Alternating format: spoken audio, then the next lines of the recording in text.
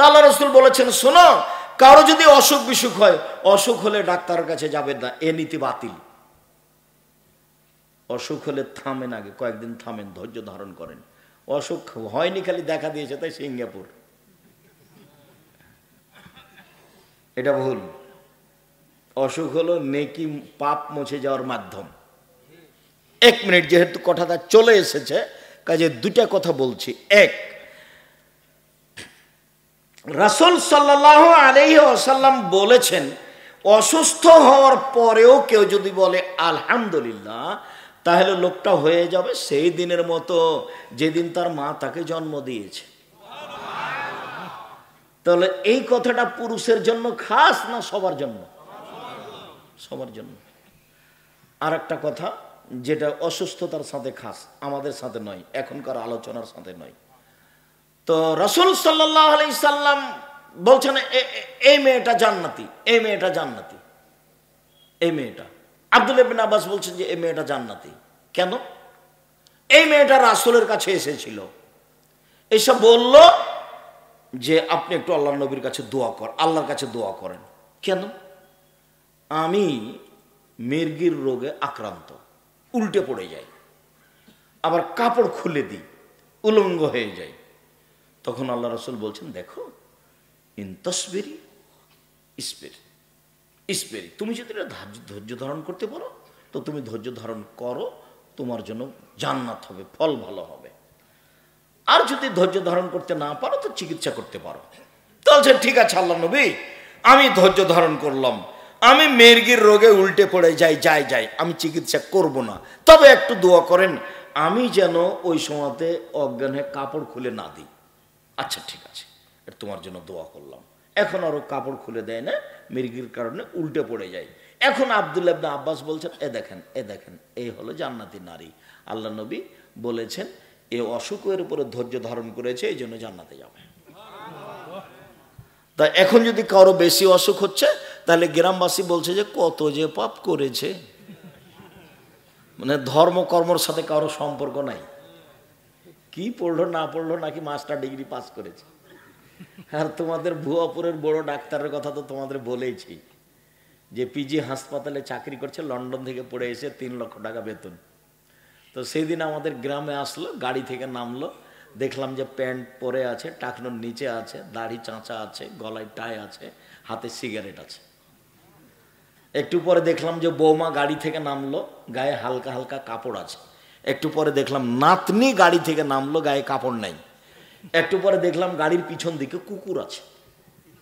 ফলাফল হলো এইটা। আর একটু দেখবেন আপনার ছেলেটা একেবারেই শয়তান। সেটা কি? এই গ্রামের একটা বৃদ্ধ মানুষ গেছে চিকিৎসার জন্য, তার 5-7টা দিয়েছে, টেস্ট দিয়েছে, জানে যে এতগুলো লাগবে না। তারপরেও যখন ফলাফল এসেছে তখন ওষুধ লিখেছে ওই কোম্পানির, যে কোম্পানি তাকে টাকা দেয়, ও জানে যে এর চেয়ে ভালো ওষুধ আছে।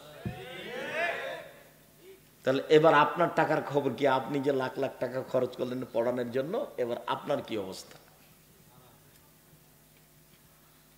এখন বলতে হবে আস্তাগফিরুল্লাহ ওয়া আতুবু ইলাইহি, ছেলের পিছনে যাহা করিয়াছি, ভুল করিয়াছি, তুমি আমাকে মাফ করিয়া দাও। আমি কান্নাকাটি করে তোমার দরবারে প্রার্থনা করি, আমার ছেলে আমাকে ফিরিয়ে দাও। আমি এই ছেলে চাইনি, মুহাম্মদ সাল্লাল্লাহু আলাইহি সাল্লামের নীতিতে আমার ছেলে থাকবে, এটা আমি চেয়েছি, তুমি ছেলে ফিরিয়ে দাও। আপনি দোয়া করেন, আপনার স্ত্রীকে দোয়া করতে বলেন, ছেলে ফিরে আসতে পারে। ফাঁকি দিয়ে আর কোনোদিন প্রেসক্রিপশন লিখবেন, এটা হতেও পারে। সম্মানিত দিনী ভাই বোন, চলেন। মহিলা, রাসূল সাল্লাল্লাহু আলাইহি সাল্লাম বলেন, আনাস রাদিয়াল্লাহু তাআলা আনহু বলেন, মান আলাত জারিয়াতাইনে, কেউ যদি 2টা মেয়ের লালন পালন করে, 2টা, ফাজায়াউমাল কিয়ামা আনা ওয়া হুয়া ফিল জান্নাতে হাকাজা, তাহলে সেই লোক আর আমি জান্নাতে থাকবো। এইভাবে দিয়ে তর্জনী আর মধ্যমায় 2টা আঙ্গুল জমা করে দেখালেন পাজাম্মা। এই শোনো, কেউ যদি 2টা মেয়ের লালন পালন করে, সেই বাপ আর আমি জান্নাতে এইভাবে থাকবো। তখন জমা করলেন আঙ্গুল 2টা, একসাথে থাকবো। 2টা ছেলে লালন পালন করলো, 10টা ছেলে যদি মাস্টার ডিগ্রি পাস করান, লন্ডন আমরি থেকে পড়িয়ে নিয়ে আসেন, 1 পয়সা লাভ নাই। তো পড়াবেন কেন? জন্ম দিয়েছেন এই জন্য, এটা আপনার জিম্মেদারি। আব্দুর রাজ্জাক সাহেব থামেন থামেন থামেন, আপনাদের তো বক্তব্য শুনেছি, ওর ভালো ছেলে বাপ মায়ের জন্য দোয়া করে। আরে ওটা ভালো ছেলে নয়, ওটা ওয়ালাদুন, ছেলে মেয়ে দুটাই। যখন মেয়ে ভালো হবে তো ভালো, ছেলে ভালো হবে তখন ছেলে ভালো, ওটা খাস নয়। অতএব ছেলের কোনো পথই নাই, ও দিয়ে কোনো লাভ নাই, ও দিয়ে কোনো লাভ নাই। পড়াবো কেন? জন্ম দিয়েছি এই জন্য। যা করবে, যত অন্যায় সব জবাব আমাকে দিতে হবে, আপনাকে দিতে হবে। আল্লাহ নবী বললেন, আনফিক আলা ইয়ালিক মিন তাওলিক, তুমি উপার্জন করে তোমার ছেলে মেয়েকে পড়াও। ভুয়াপুরে বাড়ি, জমিদারি আছে, জমি বিক্রি করে ছেলে মেয়েকে শিক্ষিত করো, মানুষের মতো করো। নেই জমিদারি, মানুষের বাড়িতে কাজ করে করো, শিক্ষিত করো, মানুষের মতো করে গড়ে তোলা আদেশ আল্লাহ নবীর। তাহলে কাজও করতে পারি না, উপার্জনের শেষ পথ হলো ভিক্ষা করা। ভিক্ষা করে ছেলে মেয়েকে পড়াতে হবে, ছেলের টোকাই হতে পারে না। ভিক্ষা করে মেয়েকে পড়াতে হবে, মেয়ে গার্মেন্টসে যেতে পারে না অন্তত 25 থেকে 30 বছর পর্যন্ত। ভিক্ষা করলে কে করবে? বাপ, ছেলে করবে না। মানুষের উপার্জনের শেষ পথ কি? ভিক্ষা। ছেলে মেয়েকে লালন পালন করবে বাপ, শেষ পর্যায়ে কি করে? ভিক্ষা করে। এটাই আদেশ। আল্লাহ রাসূল বলছেন, তোমার উপার্জন দিয়ে তুমি ছেলে মেয়েকে লালন পালন করো, মানুষের মতো গড়ে তোলো। একচাটিয়ে আদেশ যখন এসেছে বাপের জন্য, তখন এগুলো হাদিস এসেছে একচাটিয়ে। একদিক থেকে বলা হচ্ছে বাপকে, তুমি করো, তুমি করো, তুমি করো, তুমি করো, তুমি ছেলে মেয়ে লালন পালন করো, তুমি ছেলে মেয়ে এই করো, তুমি পরিবারকে এই করো, একচাটিয়ে বলতে থাকেন আল্লাহ নবী। নারী পার্সোনাল মর্যাদা। উকবা বিন আমির রাদিয়াল্লাহু তাআলা আনহু বলেন, রাসূল সাল্লাল্লাহু আলাইহি সাল্লাম বলেছেন, মান কানা লাহু সালাসু বানাত, কারো যদি 3টা মেয়ে থাকে, ফাসাবারা আলাইহিন্না, তার উপরে যদি ধৈর্য ধারণ করে, ফাআতামাহুন্না, তার যদি খাওয়ার ব্যবস্থা করে, ওয়াসাকাহুন্না, তার যদি পানির ব্যবস্থা করে, ওয়াকাসাহুন্না, তার যদি পরনের ব্যবস্থা করে, তো কুন্না লাহু সিতরান মিনান নার ইয়াউমাল কিয়ামা, এই 3টে মেয়ে বিচার মাঠে বাপের জন্য অন্তরাল হয়ে যাবে। মধ্যে থাকবে 3টা মেয়ে, এদিকে থাকবে বাপ, আর ওদিকে থাকবে জাহান্নাম। মধ্যে কি? 3টা মেয়ে। ওর বাপ জাহান্নামে যেতে পাবে না। ঘেরা আছে কারা? মেয়েরা। এটা হলো মেয়ে। ছেলে লালন পালন করে 1 পয়সা লাভ নেই, কোনো জায়গাতে সুবিধা পাবেন না আপনি। আর মরার সাথে সাথে ওরা জমি ভাগ করে নেবে, মারামারি করে, মামলা করে, পিটিয়ে জমি ভাগ করে নেবে। দেরি হলে আপনার মরার আশা করবে, আপনাকে মারবে, মেরে জমি ভাগ করবে। আমাদের গ্রাম, আমার চোখের সামনে বাপ মরে যাওয়ার পরে 2 ভাই জমি ভাগ করলো, বাড়ি ঘর ভাগ করলো, শেষ পর্যন্ত ঢেঁকিটা কেটে ভাগ করে নিয়েছে। মানুষের সম্পদ 4 ভাগে ভাগ, মানুষের সম্পদ 4 ভাগে ভাগ। আল্লাহ রাসূল বলছেন, মা কালা ফাফনা, যেটা খাবেন সেটা পায়খানা, ওমা লাওয়েসা ফাবলা, যেটা পড়বেন সেটা পুরাতন, ওমা আহতা ফাক্তানা, যেটা দান করবেন সেটা জমা, ওমা সেওয়া দালেকা বা জাহেবুন লিন্নাসে, যেটা এখন থেকে যাবে সেটা মানুষে ভাগ করে নেবে, প্রয়োজনে মারামারি করে, প্রয়োজনে মামলা করে।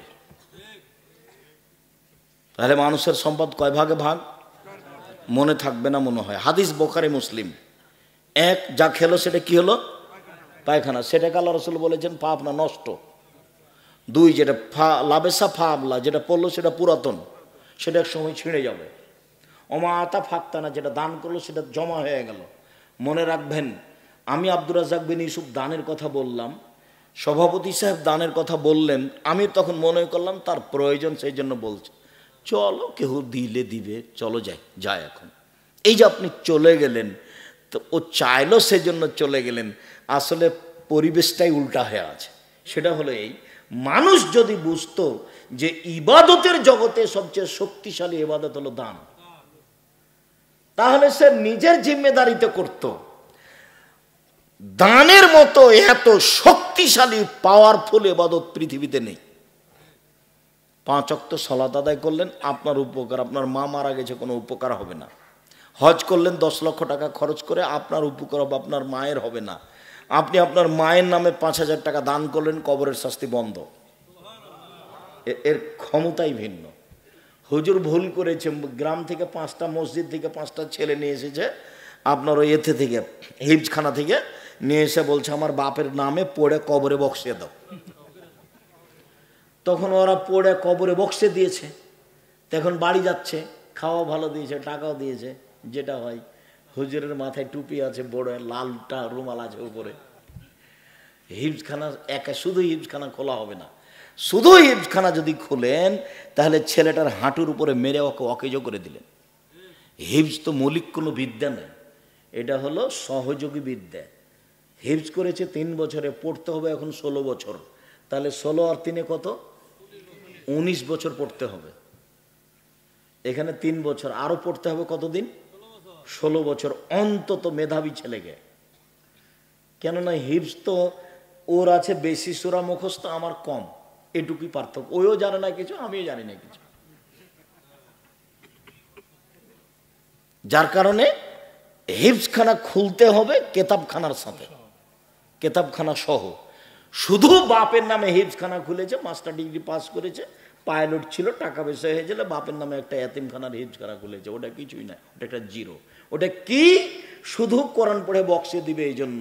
অথচ কেউ বুঝলো না যে কোরআন বক্সানো যায় না। ধর্ম পৈতৃক সম্পত্তি কোরআন, কোরআন পড়ার পরে বলছে আপনার বাপের কবরে বক্সে দিলাম।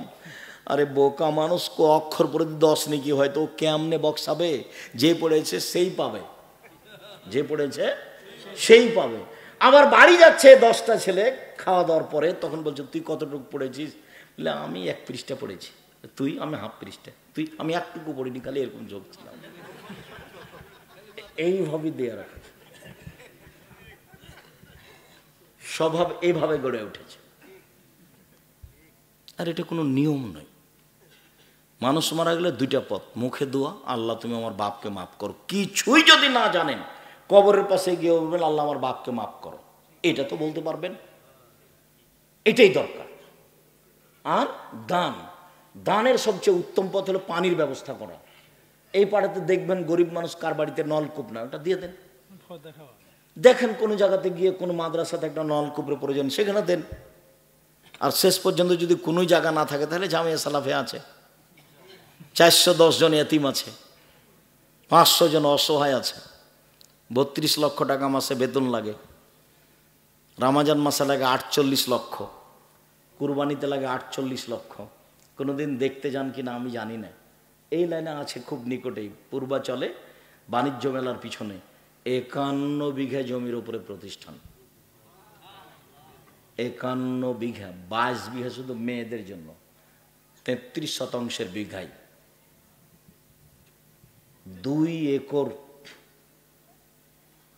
22 বিঘা 21, 3 একর খালি মেয়েদের জন্য, বাকি সব ছেলেদের জন্য আছে। পূর্বাচল বাণিজ্য মেলার পিছনে 21 নম্বর সেক্টরের সাথে লাগা। সম্মানিত দিনী ভাই বোন, যদি যেতে না পারা যায় তাহলে বলতে হবে আল্লাহ তুমি জামিয়া সালাফে কবুল করো।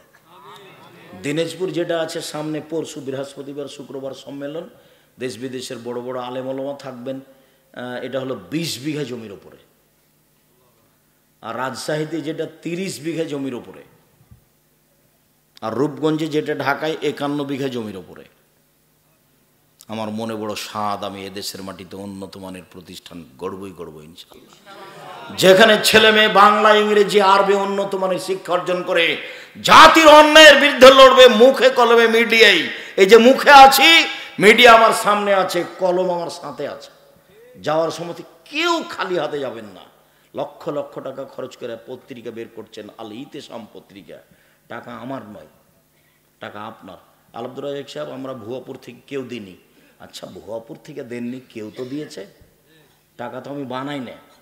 আর আমি অত পত্রিকা আমার টাকা দিয়ে আমি ছাপাতেও পারবো না। ওই যে 32 লক্ষ টাকা মাসে বেতন লাগে, ওটা আমি দিই, ওটা ভুয়াপুরের লোক দেয় না, কেউ নাই। কেউ তো আছে, এই দেশে আছে, আর না হলে বিদেশে কাজ করতে গেছে তারা আছে। জামিয়া সালাফে বৈদেশিক সংস্থা দিয়ে চলে না, জামিয়া সালাফে কোনো বৃত্তশালী দিয়ে চলে না। জামিয়া সালাফে আমি আর আপনি চালাই, যারা 5-10 হাজার টাকা দিই, 2000, 1500 টাকা দিই, তারাই চালাই। একটু আগে একটা লোক মনে হয় 2000 টাকা দিয়ে আসলো, তার মানে ওভাবেই চলে। আপনি মনে করবেন না যে জামিয়া সালাফে কিভাবে চলে, আমিও জানি না কিভাবে চলে। তা মানুষ আমার সাথে যারা সাক্ষাৎ করে তারা এভাবে লোক সাক্ষাৎ করে। জামিয়া সালাফের কোনো রসিদ বাহিরে ব্যবহার হয় না, কোনো শিক্ষক আদায় করতে পাবে না। 25 তারিখ থেকে নিয়ে 1 তারিখের মধ্যে সে বেতন নেবে, বেতন নিয়ে পরিবার নিয়ে থাকবে, খাবে, এই নিয়ে তার কোনো চিন্তা ভাবনায় প্রতিষ্ঠান কিভাবে চলে ও নিজে জানে না, কোনো শিক্ষক শিক্ষিকা জানে না প্রতিষ্ঠান কিভাবে চলে। প্রতিষ্ঠানের রসিদ বহি বাহিরে ব্যবহার হয় না, কেউ নিয়ে ওটা আদায় করতে যেতে পাবে না, গেলে তার বিচার হবে। তো কিভাবে চলে? আপনি দিয়ে আসবেন, কি দিয়ে আসবো? 10 টাকা। ওতে অনেক আছে, বরকত আছে। ক্ষুদ্র ক্ষুদ্র ফোটাই ফোটাই ফোটাই সাগর তৈরি হয়। সম্মানিত দিনী ভাই বোন, চলেন, নারীর মর্যাদা আমার চেয়ে আপনার চেয়ে ভিন্ন। আবু সাঈদ খুদরি রাদিয়াল্লাহু তাআলা আনহু বলেন, রাসূল সাল্লাল্লাহু আলাইহি সাল্লাম বলেছেন, মান আলা সালাসা বানাতিন, কেউ যদি 3টা মেয়ের লালন পালন করে, ফালাহুল জান্নাহ, সে জান্নাতে যাবে। এতক্ষণ ছিল অন্তরাল হবে, এবার জান্নাত ঘোষণা হয়ে গেল। চলেন, আয়েশা রাদিয়াল্লাহু তাআলা আনহা বলেন, আল্লাহর নবী, একটা মহিলা আমার বাড়িতে এসে খেতে চাইলো, তার সাথে 2টা মেয়ে ছিল। তো আমি সারা বাড়ির তল্লাশি চালালাম, বাড়িতে কোনো কিছু খাওয়ার নাই, একটা খেজুর মাত্র, একটা খেজুর নিয়ে এসে আমি মহিলাটার হাতে দিলাম, এই দেখো নাও, আমার বাড়িতে এই মুহূর্তে কোনো কিছু খাওয়ার নাই, মাত্র একটা খেজুর। আল্লাহর নবী মহিলাটা খেজুরটা হাতে নিয়ে 2 টুকরা করলো, 2 টুকরা করে 2 মেয়ের হাতে দিল, 2 মেয়ে খেয়ে নিল, ও নিজে খেলো না, উঠে চলে গেল। দৃশ্য আমাকে অবাক করে দিল। আল্লাহ রাসূল বলছেন, আয়েশা, কেউ যদি 3টা মেয়ের লালন পালন করে, কেউ যদি মেয়ের লালন পালন করে, বিচারের মাঠে মেয়ে হবে অন্তরাল, বিচারের মাঠে মেয়ে হবে অন্তরাল। ওইদিকে থাকবে জাহান্নাম, আর মধ্যে থাকবে মেয়ে, আর এদিকে থাকবে তার বাপ। মধ্যে আছে কে? মেয়ে। ওদিকে আছে জাহান্নাম, আর এদিকে মেয়ের বাপ। সব বুখারী মুসলিম হাদিস, একটা না।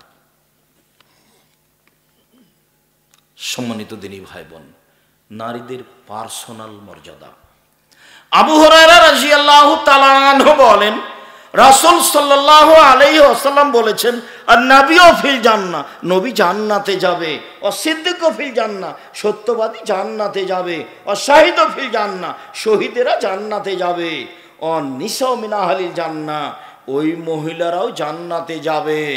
স্বামী যদি কোনো কারণে রাগ করে, তাহলে হাত ধরে বলে, যতক্ষণ পর্যন্ত আপনি খুশি না হবেন ততক্ষণ পর্যন্ত আমি কিছু খাবো না। এই নারী জান্নাতি নারী।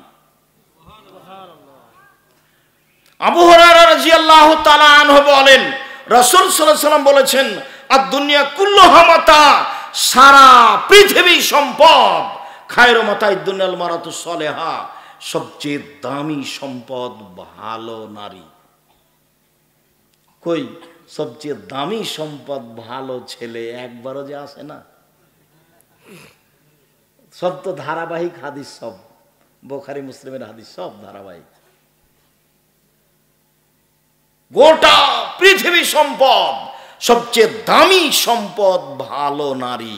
এবার আল্লাহ রাসূল বলছেন, আর বনলি সাদা, 4টা জিনিস আছে যার সুখময় জীবন তার, 4টা জিনিস আছে যার সুখময় জীবন তার, 4টা জিনিস নেই যার দুঃখময় জীবন তার, 4টা জিনিস নেই যার দুঃখময় জীবন তার, 4টা জিনিস আছে যার সুখময় জীবন তার।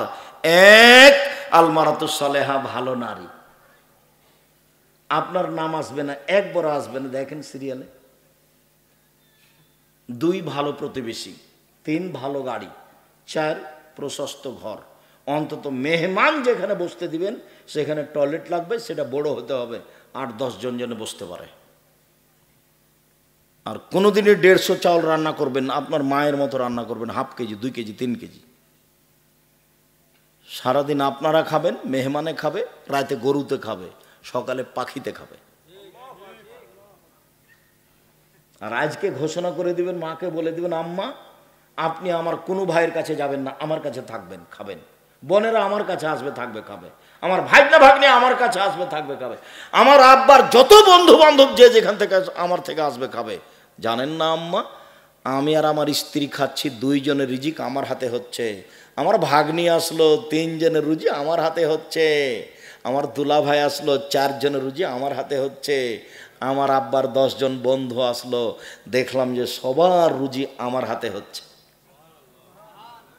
আম্মা আমার রুজিতে আল্লাহ বরকত দিয়ে দিয়েছে, কোথাও খাবেন না। কেন ভাগ করে রেখেছেন? 2 দিন 3 দিন করে মাকে ভাগ করে নিয়েছে। দুনিয়ার বউ তো তুমি ভালো জানো তোমার বউ কি করে। ঠিক মতো তো খাবার দেয় না, আর যেদিন তোমার মায়ের পালি সেদিন কি রান্না করে সেটা তুমি ভালো জানো। তুমি তো বাহির ঘুরে বেড়াও, তুমি তো আর বুঝতে পারো না। শোনো, একদিন তুমি ছিলে তোমার মায়ের কোলে, এখন তোমার মা তোমার কোলে। একদিন তুমি ছিলে তোমার মায়ের কোলে, এখন তোমার মা তোমার কোলে। তোমার বোনেরা শ্বশুর বাড়ি চলে গেছে, তারা কেউ আসতে পাবে না। তোমার বউ তোমার মায়ের খিদমত করবে না, এজন্য যে তোমার মা তোমার বউকে গালি দেয়, আর মন চায় না। এটাই বাস্তব। খুব কম বউ আছে এটা শাশুড়ির সাথে চলতে পারে। তো এখন পেশাব করাবা তুমি, পায়খানা করাবা তুমি, গোসল দেওয়া তুমি, গাও মুছিয়ে দিবা তুমি, কাঁধে করে মেডিকেলে নিয়ে যাবা তুমি, সব কাজ তুমি করবা। তোমার শরমের ব্যাপার নাই এখানে। একদিন তুমি ছিলা তোমার মায়ের কোলে, এখন তোমার মা তোমার কোলে। একবারে জীবন বাজি রেখে তাকে ভালোবাসার চেষ্টা করবে, জীবন বাজি রেখে। যা হবে হবে, পৃথিবী উল্টে যাবে যাক, কিন্তু আমার মায়ের সাথে আমি সম্পর্ক দুর্বল করতে পারি না। আমার মায়ের মুখ দিয়ে যদি সর্বদা আমার বিরুদ্ধে গালি বের হয়, তবু ওইটা আমি কানে নিবই না। আমার মায়ের খারাপটা সব আমার কাছে ভালো, যা গালি দিচ্ছে সব আমার কাছে ভালো। মনে রেখো, 4টে জিনিস আছে যার, সব কিছু আছে তার। 1 নম্বরে কি আছে? ভালো নারী। তোমার সিরিয়ালে আসার, আমার সিরিয়ালে আসার সুযোগ নাই। নারীর মর্যাদা ভিন্ন। এগুলো কে দিয়েছে? এগুলো মুহাম্মদ সাল্লাল্লাহু আলাইহি ওয়াসাল্লাম দিয়েছেন, এগুলো আল্লাহ তাআলা দিয়েছেন। নারীদের মর্যাদা কেউ একটু বুঝতে চায় না। ওই যে সালতুমুহুন্না মাতান ফাসালুহুন্না মিন ওয়ারাই হিজাব, পৃথিবীর মানুষ মহিলাদের কাছে দিতে হলে কিছু 8 থেকে নাও। ওইদিকে মহিলা আছে, তুমি এদিক থেকে বলো আসসালামু আলাইকুম। গ্রাম্য খালাম্মা, খালাম্মা আমি একটা জিনিস নেওয়ার জন্য এসেছি, 8 থেকে বলবো, এটা আল্লাহ বলছে। আপা আমি একটা জিনিস নেওয়ার জন্য এসেছি, 8 থেকে বলবেন। এমন বোকা বেটি ছেলে বলছে যে ভাইয়া এদিকে এসে বসেন। আর এটা যদি রংপুর, দিনাজপুর, লালমনিরহাট, কুড়িগ্রাম, পঞ্চগড়, ঠাকুরগাঁও হয়, তাহলে যে জামাই আসার সাথে সাথে শাশুড়িতে বলছে যুবতী মেয়েকে যে তোর দুলাভাই এসেছে, ঘরে বসতে দে, পান দে, খেতে দে। অবাক কথা, দুলাভাই এসেছে, জামাই এসেছে, এখন খাদেম হলো শ্বশুর শাশুড়ি। শাশুড়ি ভাত দিবে, শাশুড়ি পানি দিবে, শাশুড়ি খাওয়ার দিবে। কেন? এখন জামাই মেজবান, মেহমান, আর শ্বশুর শাশুড়ি হলো মেজবান। এবার শ্বশুর শাশুড়ি যখন জামাইয়ের বাড়ি যাবে, তখন শ্বশুর শাশুড়ি হবে মেহমান আর জামাই হবে মেজবান। তো এখন আপনি আপনার স্ত্রী 2 জন খিদমত করবেন। কেন আপনার স্ত্রী আপনার মেয়েকে ওখানে পান দিয়ে পাঠালো, আর একটা দিয়েছেন বিবাহ সূত্রে, আর একটা ফাও দিলেন কেন? এ কোন নোংরা নীতি, এ কোন জঘন্য নীতি, এ কোন বর্বর নীতি, এ কোন অসভ্য নীতি। এই মহিলাই খারাপ, মহিলা পরিবারকে ধ্বংস করেছে। ভুলে যাচ্ছেন কেন জাবেরের ঘটনা? নারী যদি ঠিক থাকে, পরিবার ঠিক থাকবে। আলোচনার শেষের দিকে চলে আসলাম, অন্তত আজকের মতো। শেষের দিকে চলে যাচ্ছি। নারী যদি ঠিক থাকে পরিবার ঠিক থাকবে। তাই তো জাবের বললেন, ভালো করে খেয়াল করতে হবে। তাই তো জাবের বললেন, জাবের বলছেন আল্লাহর নবীর সাথে আমরা যুদ্ধ করে আসছিলাম, মদিনায় ঢুকবো। তখন আল্লাহ রসুল রাতে বলেন, এই থামো থামো, সবাই এখানে থাকো, আমরা সকালে মদিনায় ঢুকবো। আমি জাবের বললাম, আল্লাহর নবী, আমি নতুন বিবাহ করেছি, আমাকে বাড়ি যেতে অনুমতি দেন। এটুকু বলতে আল্লাহ রসুল বলছেন, ও তুমি নতুন বিবাহ করেছো বিক্রনাথ সাহেব, তুমি কুমারী মেয়ে বিবাহ করেছো না তালাকপ্রাপ্তা মেয়ে বিবাহ করেছো? আমি বললাম সাইয়েবা, আমি তালাকপ্রাপ্তা মেয়ে বিবাহ করেছি। আল্লাহ রসুল বলছেন, আরে হাল্লা বিক্রান্ত তুলায়বকা, তুমি কুমারী মেয়ে কেন বিবাহ করলে না? তুমি তার সাথে খেলতেও, তোমার সাথে খেলতো। তুমি কুমারী মেয়ে কেন বিবাহ করলে না? তুমি তার সাথে খেলতেও, তোমার সাথে খেলতো। আল্লাহ রসুল এদিকে লাগলেন বলতে। এবার জাবের বলছেন, আল্লাহর নবী, ওহুদের যুদ্ধে আমার পিতা শহীদ হয়েছেন 9 জন মেয়ে রেখে, আমার 9 জন বোন আছে। আল্লাহর নবী, ওহুদের যুদ্ধে আমার পিতা শহীদ হয়েছেন 9 জন মেয়ে রেখে, আমার 9 জন বোন আছে। আক্রাহন উসাব্বিজা মিসলাহন না, আমার বোনদের সমবয়সের মেয়েকে আমি বিবাহ করা পছন্দ করিনি 4টা কারণে। আমার বোনদের সমবয়সের কম বয়সের মেয়েকে আমি বিবাহ করা পছন্দ করিনি 4টা কারণে। আমার বোনদের সমবয়সের মেয়েকে আমি বিবাহ করা পছন্দ করিনি 4টা কারণে। 1 লে তুয়াল্লেমা হুন্না, আমার স্ত্রী যেন আমার বোনদেরকে বিদ্যা শিখাতে পারে। 2 বলে তুয়াদ্দেবা হুন্না, আমার স্ত্রী যেন আমার বোনদেরকে শিষ্টাচার শিখাতে পারে। 3 বলে তুরাজ্জেলা হুন্না, আমার স্ত্রী যেন আমার বোনদের মাথার চুল চিরুনি করে সাজগোজ করে রাখতে পারে।